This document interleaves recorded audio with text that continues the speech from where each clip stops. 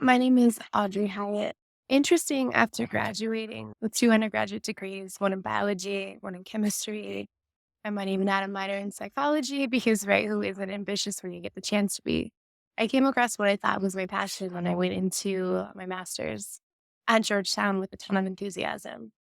And along the way, I was fortunate enough to find design thinking in a class, in a studio class that was taught, and recognized one of the most disappointing and devastating things possible after spending what was 6 years in the education system. And that one thing was that the education that I had, all this knowledge that I gained, although extraordinarily valuable, wasn't tied to some of the most basic principles that teach you and allow you to use it.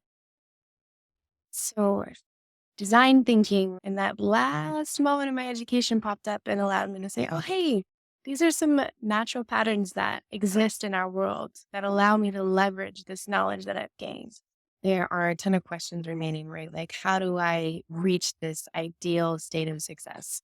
What is the path to get there, right? Once I find it, how do I get on it? Where does it lead? And the reality of it is that there are packaged ways to success, right? And then there are all of the infinite ways that you can get there, that just requires you knowing what it is that you want to do, what it is that you want to achieve, what your purpose is, and how that lines up with that end goal. And after working with Izzy, that's something that becomes really, really clear.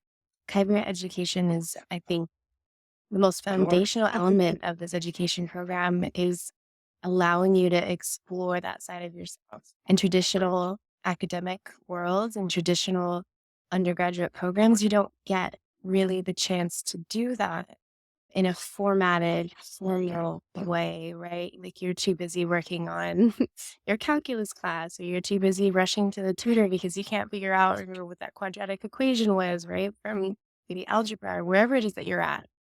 Um, you don't get to focus on the most important part of your education, which is you and figuring out that purpose.